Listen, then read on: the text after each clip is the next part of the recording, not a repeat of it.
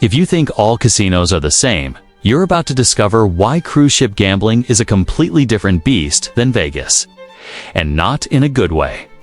I'm speaking as someone who worked both environments. An ex-casino employee who dealt cards on cruise ships and Vegas floors and watched the stark differences in how each system is designed to extract your money. Before you sit down at a blackjack table 300 miles offshore, you need to know which environment rigs you more and exactly how they get away with it. The answer will shock you.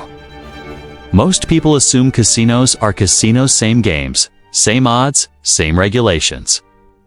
That assumption costs them hundreds or thousands of dollars every cruise.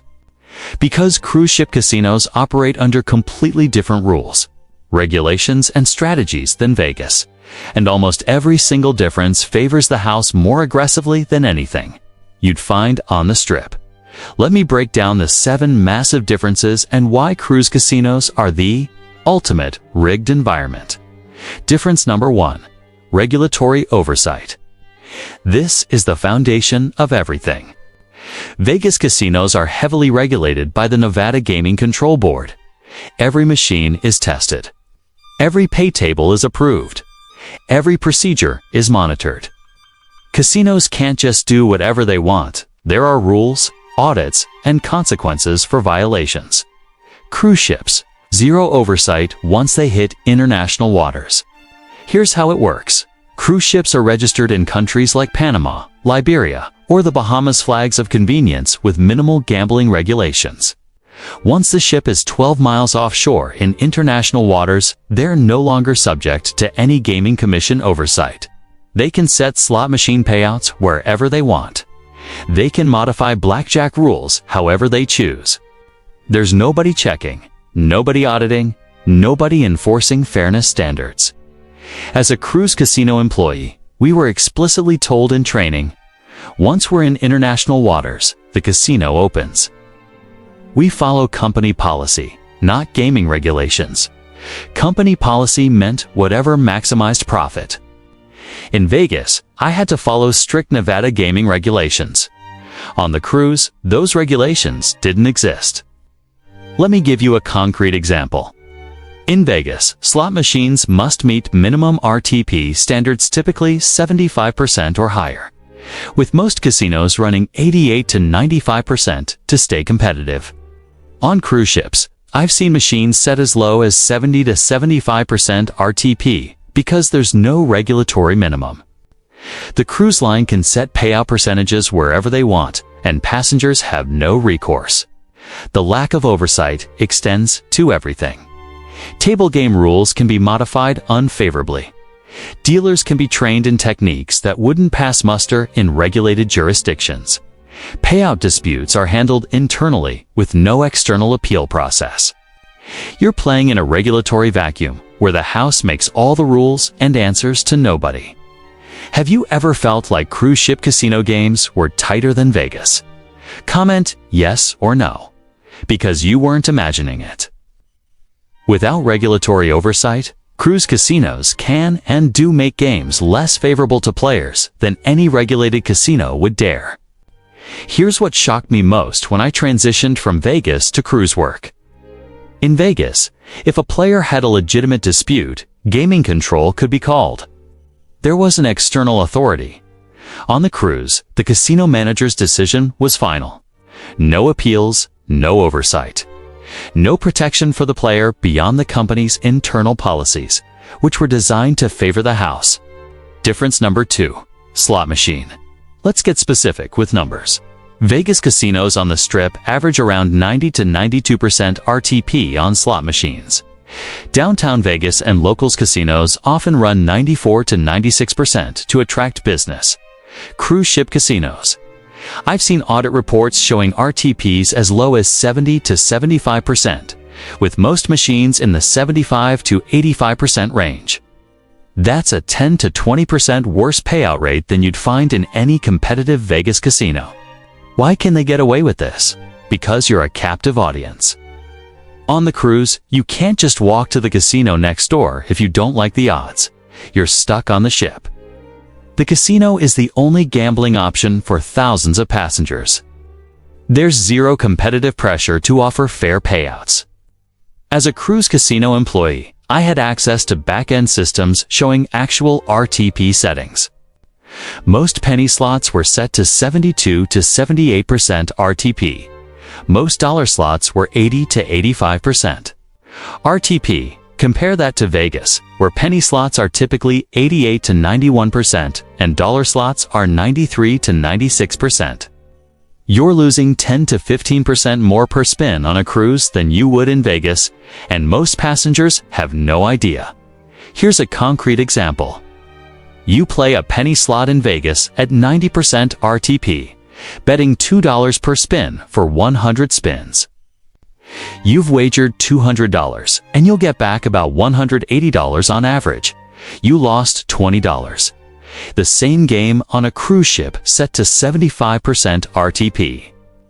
You wager $200. Get back $150. Lose $50. Same game, same bet size, but you lost 2.5 times more money on the cruise because the RTP is dramatically worse. The cruise lines justify this by claiming operational costs are higher at sea. Maintenance, logistics, limited space, captive audience, all factors they use to rationalize worse payouts.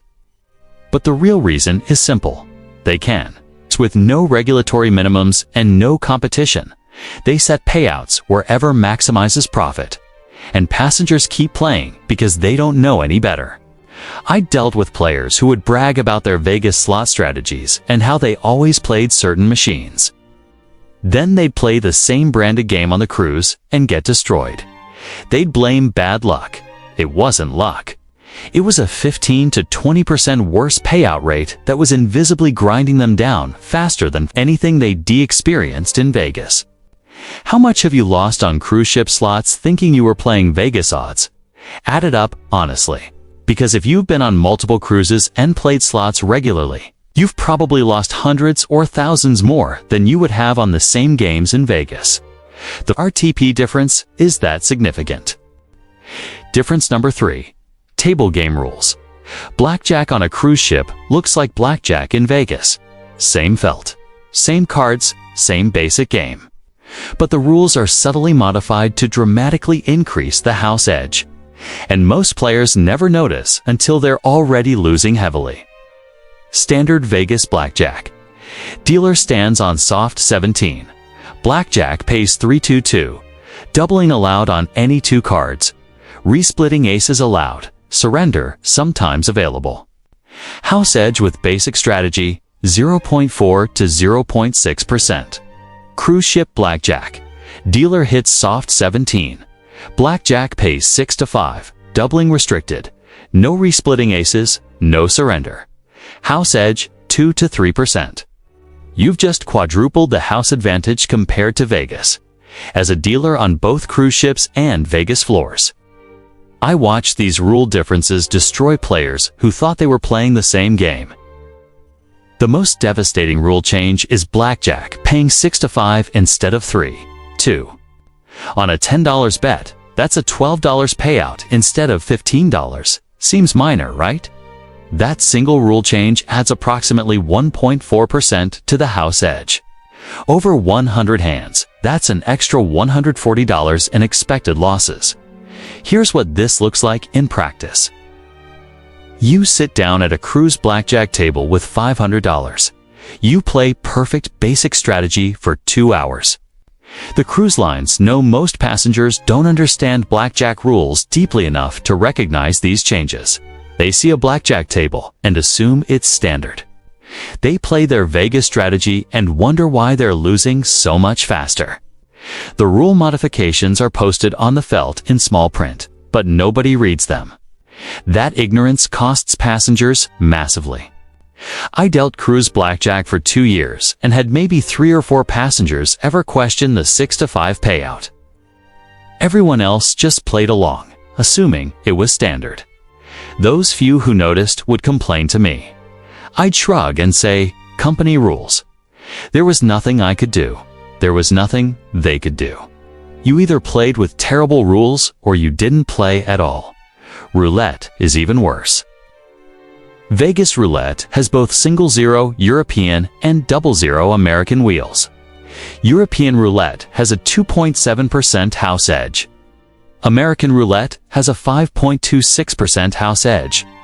Cruise ships. I've seen 000 roulette wheels on some cruise lines. That's a 7.69% house edge, nearly triple European roulette.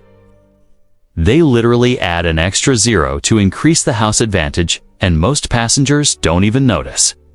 Difference number 4. Alcohol strategy. Vegas casinos offer free drinks to players. So do cruise casinos. But the strategy and execution are completely different. And the cruise version is far more aggressive in getting you drunk and making bad decisions. In Vegas, you're offered drinks, but you can also walk away. You can leave the casino, sober up, come back later. You have freedom of movement. On a cruise, you're trapped on the ship. The casino is your entertainment hub. You're there for hours or days. And the drinks keep flowing with one goal: impair your judgment long enough to drain your wallet. As a cruise casino employee, we were explicitly trained on the alcohol strategy. Keep them drinking. Happy drunk passengers play longer and bet bigger. In Vegas, cocktail waitresses circulate and take orders. On cruises, we had roaming drink staff specifically assigned to casino guests. They'd appear the moment your glass was empty. They'd offer upgrades, premium liquor, specialty cocktails, whatever kept you drinking. Here's the difference. Vegas wants you drunk enough to play longer, but not so drunk you cause problems or stop spending. Cruise casinos want you drunk enough to massively increase your bets and make terrible decisions. I watched passengers go from betting $10 per blackjack hand to $100 per hand after 5 to 6 drinks. That's a 10x bet increase purely from alcohol impairment. The cruise environment amplifies the alcohol effect. You're on vacation, you're relaxed, you're in party mode. The drinks are free. They're not you paid for them in your cruise fare, but they feel free. You're surrounded by other drunk passengers having fun. The social pressure and vacation mindset make it easy to drink far more than you would in Vegas, where you're more conscious of your environment. I dealt 2 passengers who were so drunk they could barely read their cards. They'd make objectively terrible decisions hitting on 19, standing on 12 against dealer 10. I gently try to guide them toward basic strategy. But they were too impaired to process information. Those passengers would lose $500 to $1,000 in an hour, wake up the next morning with a hangover and empty wallet, and have no clear memory of how it happened. The cruise casino alcohol strategy is more aggressive, more sustained, and more effective than anything I experienced in Vegas. And it's completely legal because there is no regulatory body saying you need to cut people off or you can't overserve to increase gambling losses. The casino self-regulates, and self-regulation means maximizing profit. Difference number 5. Time pressure tactics. This difference is subtle but devastating. Vegas casinos want you to stay and play as long as possible. Time is on their side. The house edge grinds you down over hours and days. Cruise casinos have a different problem. Limited time. They've only got you for 3 to 7 days. And the casino is only open when the ship is in international waters. So they use time pressure tactics to extract maximum money in minimum time. Here's how it works. The casino opens when the ship hits international waters, usually 12 miles offshore. An announcement plays over the PA system. The casino is now open. Music starts. Lights flash. Suddenly there's urgency. The casino wasn't available. Now it is. And you only have limited hours before the next port or the ship returns to territorial waters. As a cruise casino employee, we were trained to leverage this urgency. Casinos only open for 6 hours today. Make the most of it. We'd announce tournaments, promotions, special events designed to create FOMO, fear of missing out. Passengers felt pressure to play immediately because opportunity was limited. This urgency creates terrible decision-making. In Vegas, you can play anytime. If you're tired or not feeling it, you walk away and come back tomorrow. On a cruise, if you don't play now, you might not get another chance for 24 hours. That pressure drives impulsive decisions, bigger bets, and extended sessions you can't really afford. I watched passengers rush into the casino the moment it opened, still in their swimsuits from the pool, betting hundreds or thousands of dollars in the first hour because they felt they had to maximize their limited casino time. In Vegas, those same people would have paced themselves, played conservatively, and managed their bankroll. The cruise time pressure removed all discipline. The most aggressive time pressure tactic: last night at sea promotions. The cruise line knows it's your final chance to gamble. They run special tournaments, bonus multipliers, extra rewards points, anything to get you to dump your remaining cash into the casino before disembarking. And it works. I processed more large cash withdrawals and credit card advances on the final night than any other night of the cruise. What you should do instead: here's the advice you need. If you're on a cruise, treat the casino as pure entertainment with money you can absolutely afford to lose. Don't expect Vegas odds. Don't expect fair payouts. Don't expect anything resembling competitive gaming. Budget $100 to $200 for the entire cruise as entertainment expense, and when it's gone, walk away. Better yet, don't gamble on cruise ships at all. Use that money for shore excursions, specialty dining, spa treatments, anything other than feeding it into slot machines set to 75%. RTP or playing blackjack at 6 to 5 with dealer hitting soft 17. The casino is the worst value.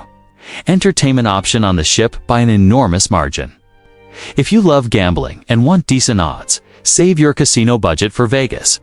Play on the Strip, where competition forces reasonable RTPs. Play downtown, where locals casinos offer 94 to 96% slot payouts. Play at tribal casinos regulated by state compacts. Play anywhere other than international waters, where regulatory oversight disappears and player protections evaporate. The cruise lines count on passengers not understanding these differences. They count on you assuming casino is casino and playing with the same expectations you have in Vegas. That ignorance costs you hundreds or thousands of dollars per cruise. Now you know. Now you can make informed decisions. What's your plan after learning how rigged cruise casinos are? Will you avoid them entirely? Will you set a strict budget? Will you ignore this advice and play anyway? Comment your honest plan below, because awareness without action is just information. Awareness with action is wallet protection.